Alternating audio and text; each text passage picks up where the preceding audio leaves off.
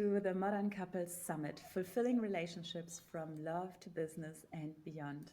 My name is Marcella Anna Brebaum, and as conscious relationship coach for entrepreneurs and modern couples, I'm here to accompany you on your journey and inspire you to experience fulfillment and success in the realm of love and relationships. And today, my interview guest is Aline Dahmen. It's wonderful to have you here. Aline, please introduce yourself. Welcome. Thank you so much for having me. I'm super excited to be here. Hi. Like you said, my name is Aline. I'm originally as well from Germany. And I used to be a digital nomad traveling around the world. And then after 3 or 4 years or so, I got tired of it and then I settled in Bali. So I'm here now for almost 7 years or so. I stopped counting, but around 7 years. And I have a dating app and community for remote workers. It's called Nomad Soulmates. And it's, this is where my heart and my soul and my passion goes into to help single remote workers find love all around the world. It's such a beautiful mission. Like my next question would have been, what's your mission? What do you go for? And that is exactly it. And the fact that it's part of your introduction, it's so embodied, right? And you've been like building or dreaming of this app and building it and really running it for the past almost a decade yet now. 7 to 8 years. That's quite a long time. And I would like to hear a little bit of the story of what made you choose to go into the dating scene and start your own dating app. Okay, so it started with my own journey as a single traveler. Well, I was a backpacker first, and then I got introduced into you can do this remotely and like working remotely, and so all of this entire new world has opened up for me that I was not aware of before, and I was so hooked by that kind of lifestyle that I thought, and I already like back then 8 years ago was not really a trend yet. It was coming, but there were still not that many people as today working remotely and traveling. And I saw this as the future. I saw remote work as the future. That is probably what many young people and even like adults and older people would want to do if they had realized that they can just work from the laptop and do that from anywhere. Because it gives you so much freedom. No matter if you want to do work from home, you don't have to travel to work and be stuck in traffic. And maybe that it allows dads to be with their children and young people to travel. I just saw that it makes complete sense for this to blow up one day. But what are we going to do about relationships and finding a partner that really resonates with who we are and like the free spirit, the open-mindedness of the people that I met who also work remotely and travel. They tend to have this very specific mindset that the world is their oyster, and I found it really interesting because all these people have amazing lifestyles, amazing projects, and really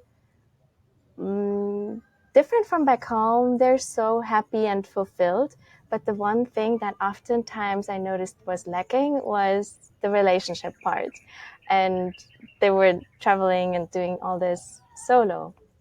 So yeah, the question has arisen that how can we fix this? And is there a possibility to, or is there an opportunity to do something about it? And I really noticed this on a conference, maybe you know it, DNX in Berlin. That was a big conference back then. Yeah. Nomad conference. Exactly. Yes. And so that was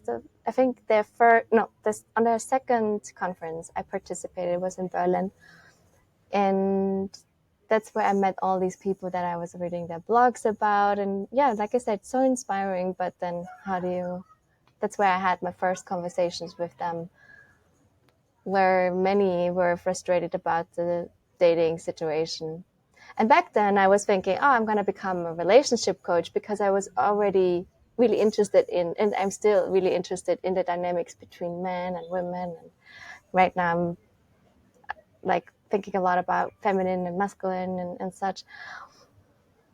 And then I realized I'm actually not so much a coach, but I really love to, like a relationship coach, but I really love to connect people. And so it doomed me that I could start a Facebook group, which is just a feature that Facebook back then just released. And so I started a group, and out of a sudden 300, 400 people joined in the first couple of days. So I noticed this is a huge need for so many people, and it would be foolish to not do something about it. So I kind of slipped into that. And then I suddenly had 400 people, and okay, like I was what age, 20, 21 or something, and I had no idea about entrepreneurship or projects and leading a community. So I was learning by doing. But it was pretty early on that people were saying it would be great to have an app for this one day. And yeah, so it was always a dream to create a dating app. So, you know, that, but that was then, so we actually launched it 2 years ago. It took some time to find the right team and also to develop it. It was a lot of work. And so now it's finally out there. I think I was there 2 years ago when it launched, and it was in No beta way. state, and Oh, we God. got it. Yeah. But like, Yeah, I have some screenshots from back then. We still had a website. We started with a website first. And yeah, it's insane to see the whole journey of what we went through. But it's an I mean, we are talking from love to Yeah. business here, and also exploring the realm of entrepreneurs and starting a business, how it affects the way you relate. And I mean, you really were uh, in that realm from two different angles. I mean, you were coming from your own needs, so probably also trying to make time for your own dating life or for your own relationship life to take place, and at the same time starting a business takes up all your time and energy, and you were trying to find a team. How did you balance, or how did your like in these 5 years of starting up, how did your business journey go, and did it impact your relationship life, maybe also Mm-hmm. positively or negatively? But usually there is like some overlap between Yeah, these lives. it's true. So I was actually, when I just started becoming a nomad and just started Nomad, well, let's say a little bit before Nomad Soulmates, I was 3 years single. And before that, I had, I was breaking up with my ex, then boyfriend. And yeah, so I was in a relationship, we broke up, and then I became a backpacker and then a digital nomad. So in that journey of becoming a digital nomad and finding my purpose with Nomad Soulmates and what I'm here to do in the world, my focus was not so much on men. It was actually me enjoying having the time as a single woman to pour that energy into my project. And you're right, it definitely impacted my focus. I wasn't really looking. And while at the same time, of course, you're meeting people, and but yeah, it wasn't really that I met someone special during the first 3 years or first three. Okay, I'm mixing timelines right now, but I would say that I Yeah. focused on that a lot. And because Nomad Soulmates was or is a very like topic that people really love to talk about, especially when they meet me in person, and like conversations are often about this.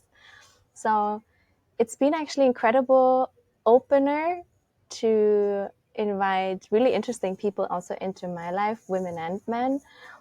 But yeah, like I was much more focused on Nomad Soulmates itself and versus dating. And I think many people who have their own business or are especially in the starting, um, in the journey of starting a business, it takes a lot of time. And so maybe other people can handle that differently, but for me, it was very true that I guess my energy just went to this project more. And then I did have a couple of dates personally, but I realized how I then, I don't know, it was for me not as, I shouldn't say fulfilling, but I just didn't meet, I think I put a lot of pressure onto dating then.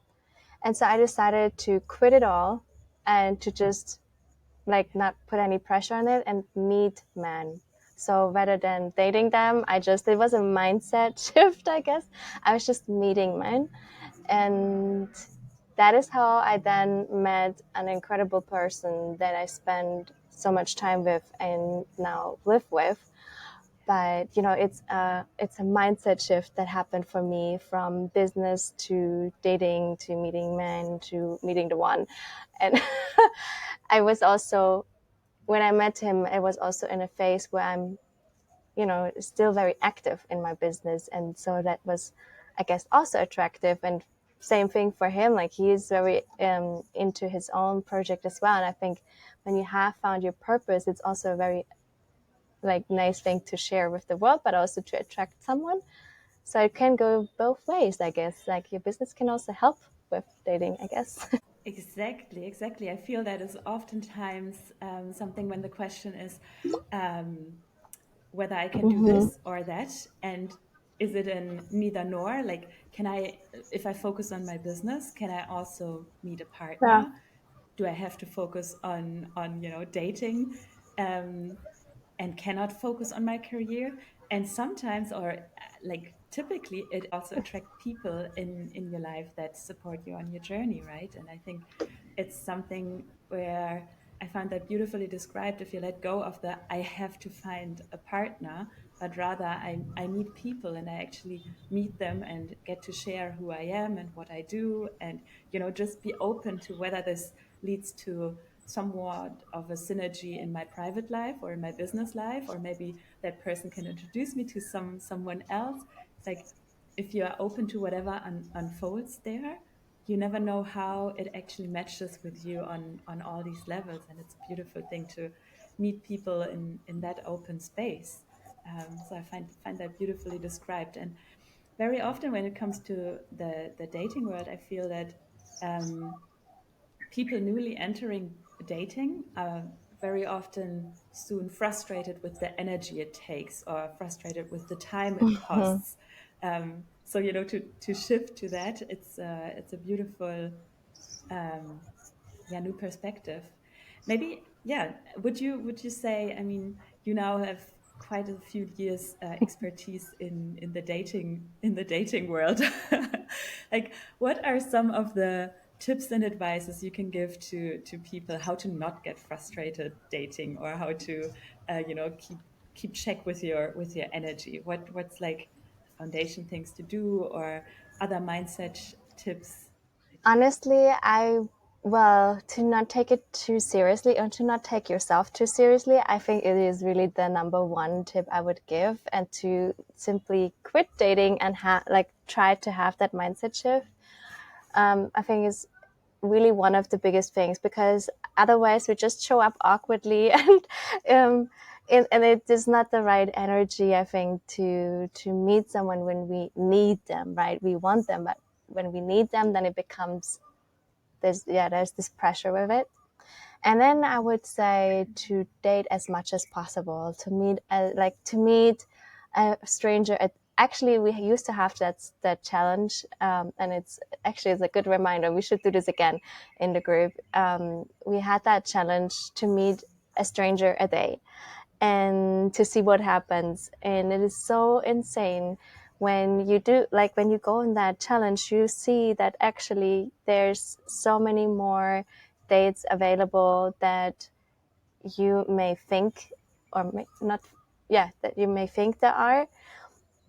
And for women particular, I think what we can do more of, which I don't see too many women do or too many men receive, is to give compliments to men, and that can even be to a stranger, to like compliment them on their looks. I got the other day, I had a conversation with a guy how women always get complimented on their looks and want to know about their newest dress, or like compliment someone on the dress. Oh, where did you get that from? It looks amazing on you. A man never gets that compliment, but they crave it. And it's such a nice thing to do, and you can simply say that to the people you meet, or to someone who maybe sits across you or something, and you just like casually say like, oh, it's a nice watch that you have, or whatever, and see what happens. I'm challenging you to see what happens. I think it's an amazing thing to do. And then what other tips do I have? Well, if you're single and remote working, you can, of course, also join our community. I mean, that's one of the reasons I started it in the first place, because really it was tough to travel and work and meet similar like-minded people in the world. Not so much nowadays anymore. It's getting, obviously, the trend is rising. And especially with Corona, kind of burst the bubble as well. But yeah, I created that community for a reason, so that people can meet like-minded people in that community. And so the pool is kind of already geared towards other people doing and understanding your lifestyle too. So that's one thing. And the people who join the community, it's so nice because they're not just posting pictures, but oftentimes really beautiful introductions about themselves. So it feels really meaningful, and people have conversations in the comments, and yeah, it feels really, really warm to see that everyone is sharing and being vulnerable, and that's really cool. I really wanted to create that type of vibe, and now it's there. Yeah. Yes. I like that. And just to maybe give a little bit of instruction on the two practical tips also that you gave there.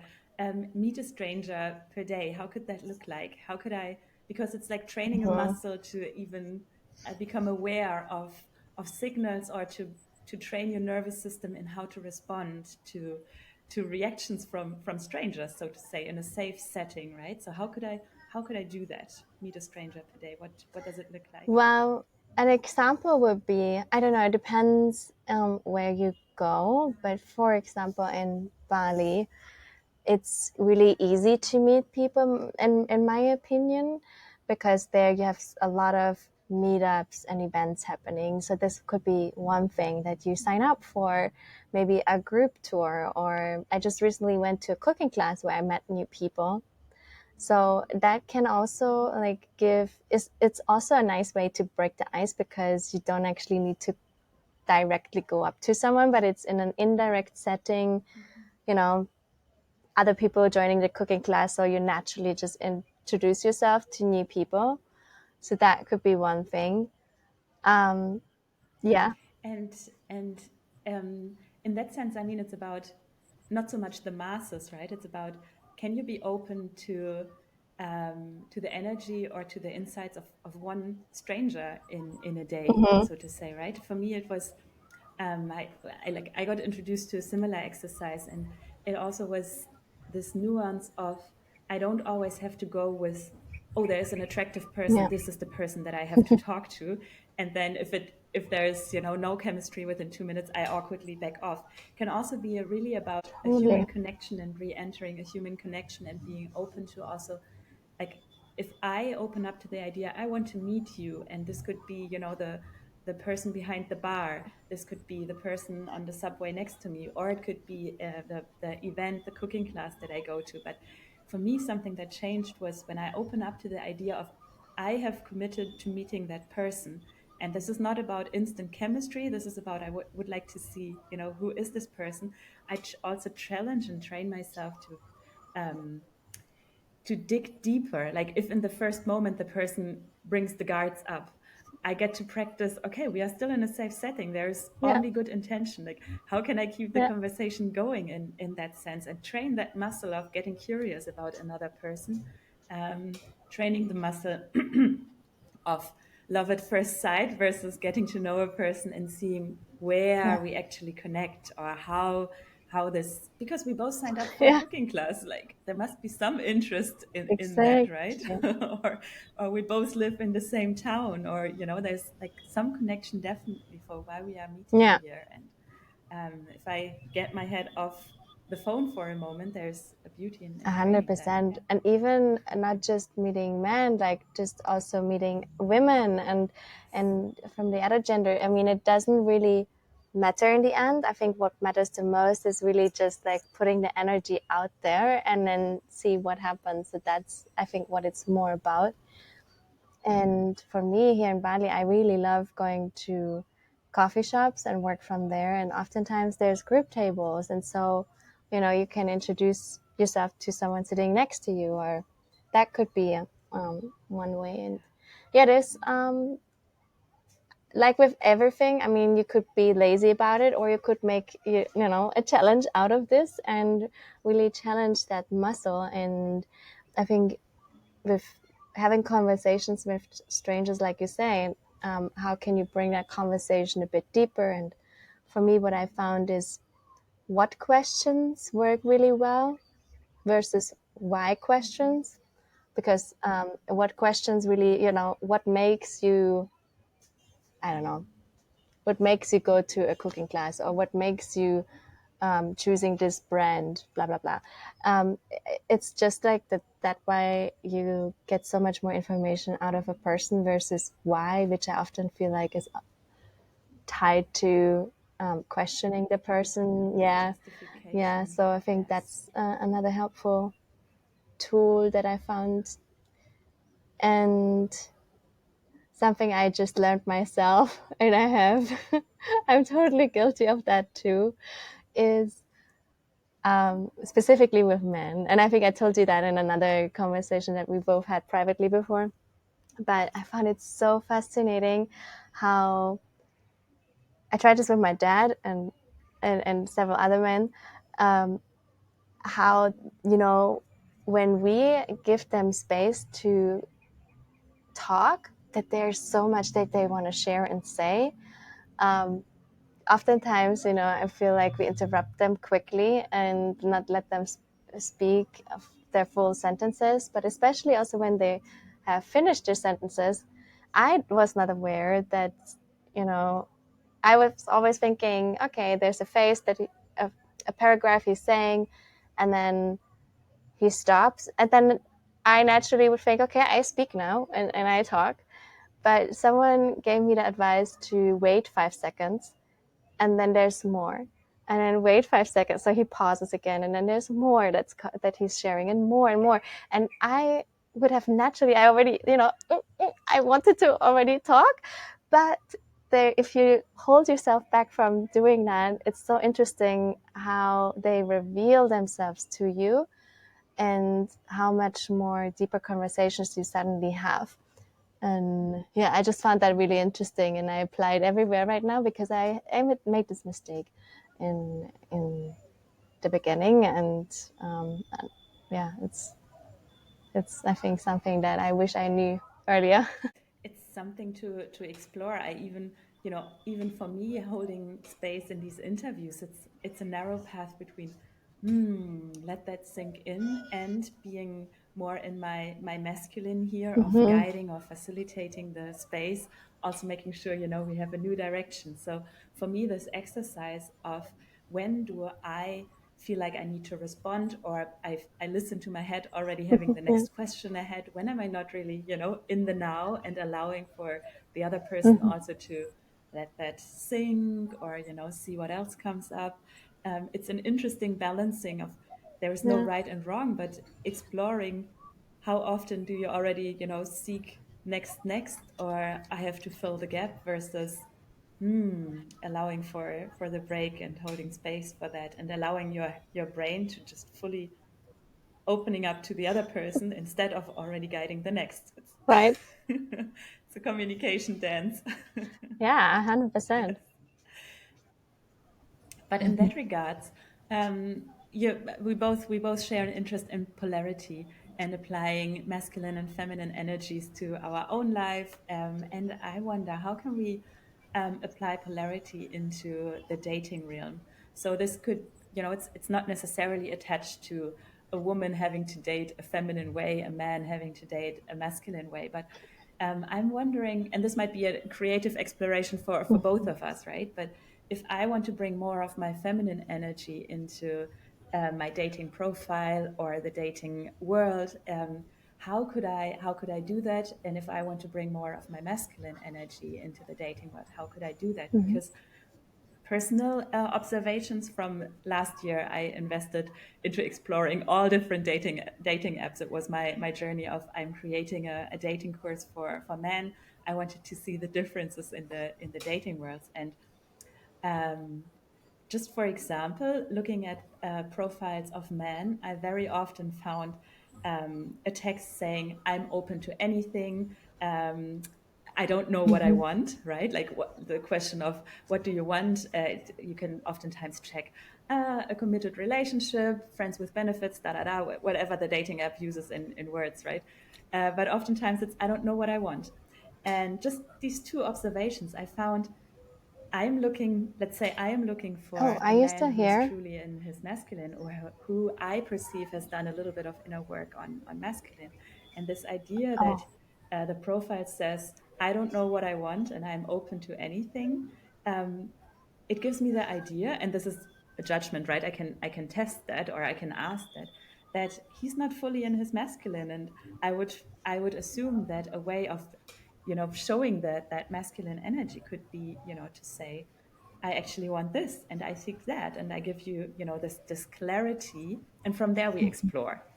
um, what comes also to your mind of, how could I bring my feminine energy into the dating world, or the masculine, whatever comes first I to you? think I would like to share from my perspective what I think, how we women maybe observe that information as, and that's only from my perspective now. I can only speak for myself what comes up right now. But when I would see a profile that shares, I don't know exactly what I want, from observing that, I actually believe that for men to really be in their masculine, I think they really do. I feel like they really do step into their masculine when there is a feminine energy inspiring him to be so.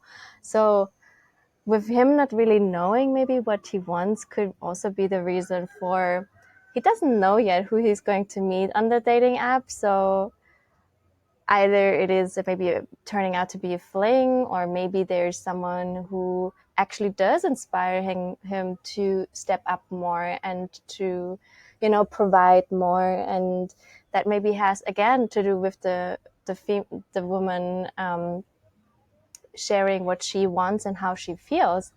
And I think that's so this is this dance again, right? But I believe that this could be one of the reasons. This is only assuming, completely assuming, but with what I've learned now in the last couple of weeks, I think I would take it as that men maybe just don't know what they want, because they don't know yet what's, entering their life and how to respond to that. Because I feel different women maybe also want different things, and so maybe he's only inspired to provide to a certain level then. So that could be a possibility, I would say. And then for as women, I think when we write in a dating profile, I really think it's being, and that goes for men as well, to be just honest and true about what we want and desire. But because we women oftentimes know what we want and we know if we want deep connection, or we crave, safety, or we crave a relationship, or maybe we crave also just, play and yeah, a more casual dating setting. That really depends also on the woman, of course. But I think in the end, it's really coming down to expressing how we feel. And, to express that in a dating profile, I would also really share about what am I excited about my own life, and how does my own life make me feel, and how would I want a partner to, come in and make that even better. Because so I think that's always a nice way to inspire maybe men to get to vibe on that same level, and get them inspired on what's, an idea where he can meet her at. Yeah. So that would be the phase coming up. I like that picture, and it's just one example of how a connection could happen. But in that sense, and it came up in other interviews as well. Like, what is a feminine leadership, masculine leadership? How do they meet? In that sense, oftentimes it was something like her being a visionary leader, right? If she says what she wants in that a sense, and gives a direction, then he will meet her there and make it possible, so to say.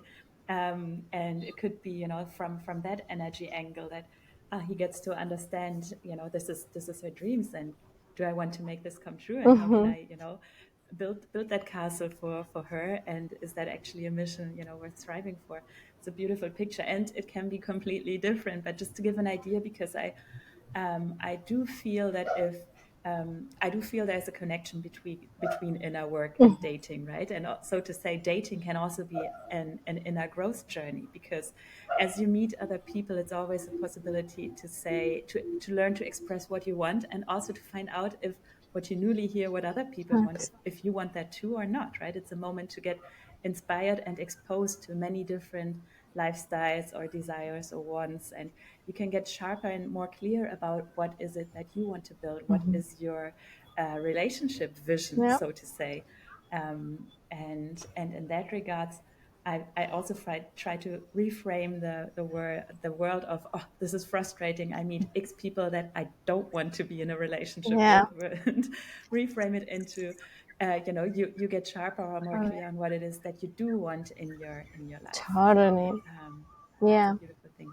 Can you tell us a little bit more about maybe the business side of running a dating business, and also how Nomad Soulmates differentiates from other dating apps? Because I think it's a big market. Maybe you know the numbers, like in this world of dating.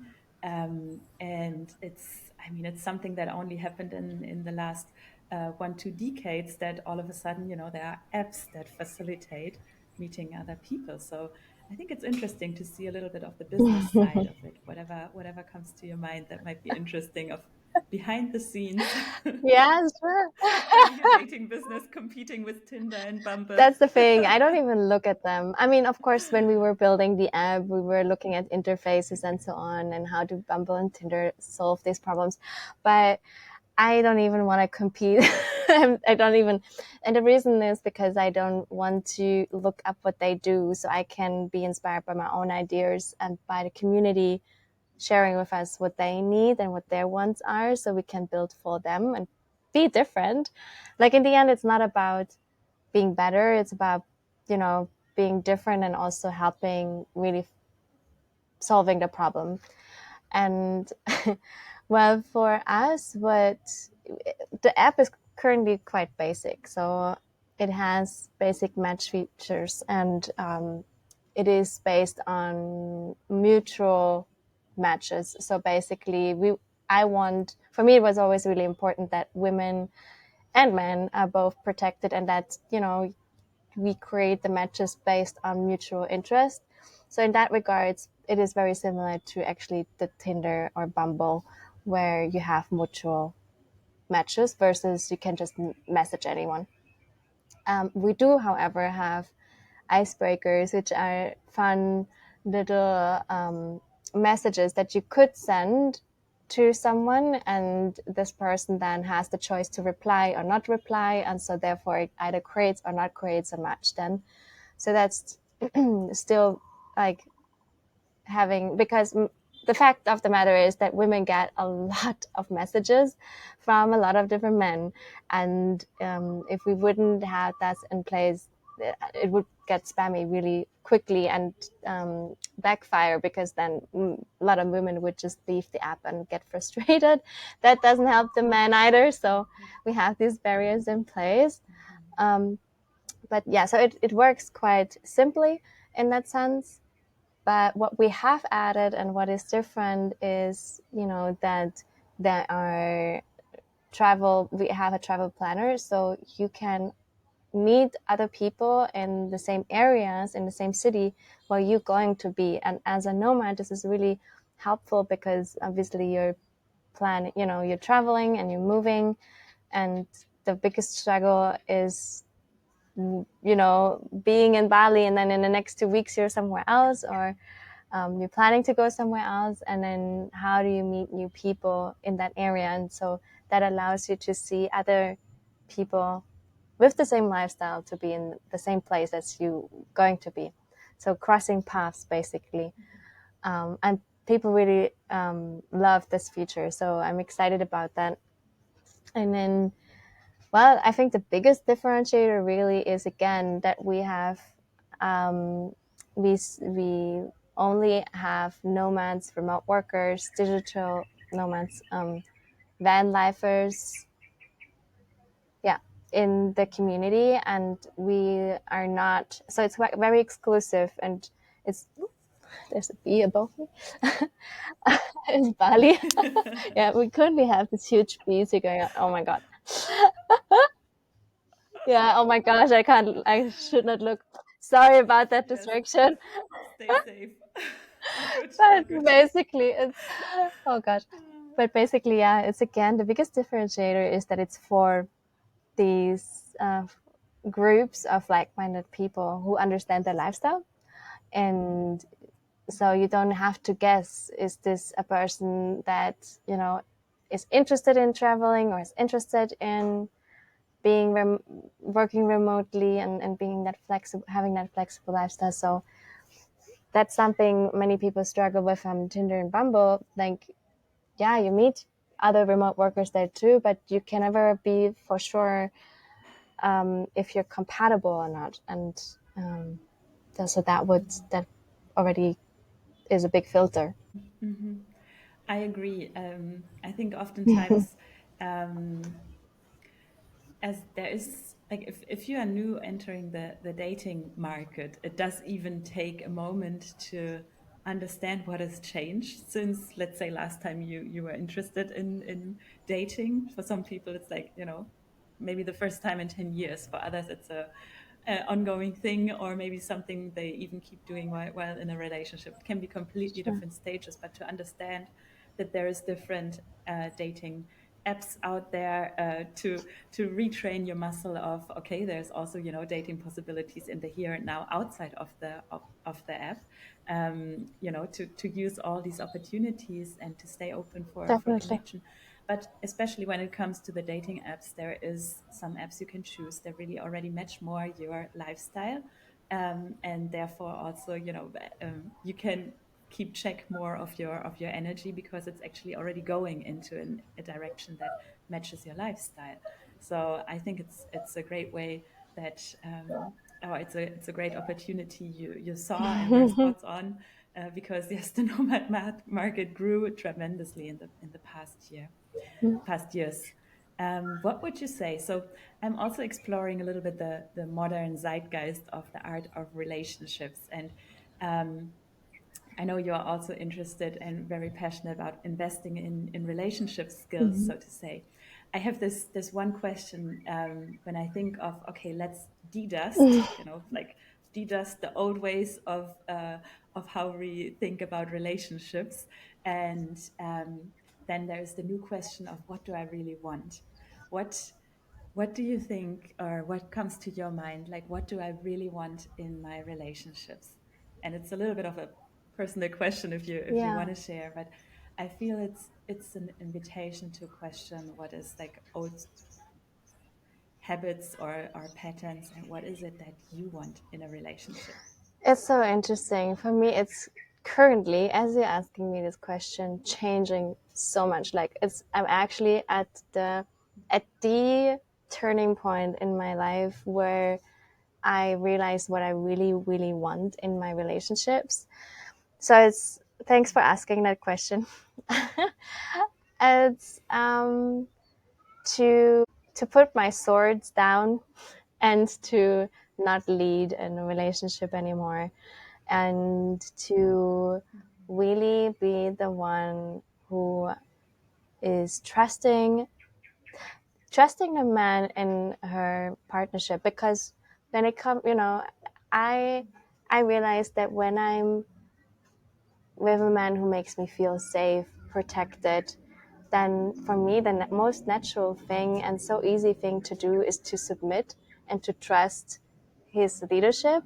And because a man who has my best interest at heart, he will make the best decisions. And so I think in the past I have really been leading, having my own opinions, needing to be strong, needing to be independent and solving everything myself. And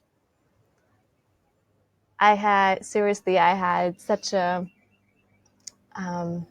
how do you say that? Yeah, my complete, like my whole view on relationship is currently changing back to what used to be traditional dating. I would say traditional dating, or at least, or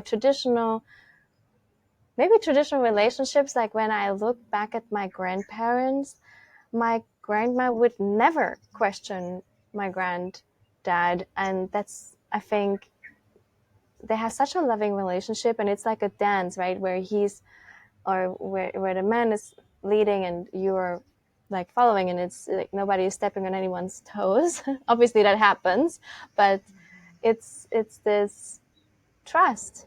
It's deep trust, and this is what I really want again in my relationships with men in general, but especially the one I'm choosing to be with. And so, and this is so, it makes me, when I say this, it makes me so excited and so happy about this realization, because finally I can be, it's almost like I can be myself again. And I have really suppressed that in the last, last 30 years, because that's how I grew up. I grew up as someone who thought men and women are equal, and I mean, we are equal, but in relationships, I don't think we are. And as like, especially with leaving home and becoming a nomad and doing my own business, I really thought I need to do all this by myself, and it becomes really lonely really quickly, so, and frustrating and icky. And now I see the root to the problem, and it's nice that I know now how to change it. Thank you for that very personal share, also in where you are in that development journey, and so to say, also really making it tangible. That is that relationships, or the way you look at relationships, especially also at a love relationship, it can change over time, and it can continue to change over time. Like this is what you are currently exploring or opening up to, and therefore creating new experiences for yourself. So I find that very beautiful, and I hear it more and more often, and it leads to new impulses also on the other side, right? Also for the other gender, in a way, to hear that, to receive that, and to question, where do we all need to be equal, and where can we also let the other Yeah. one lead. Thank you, thank you.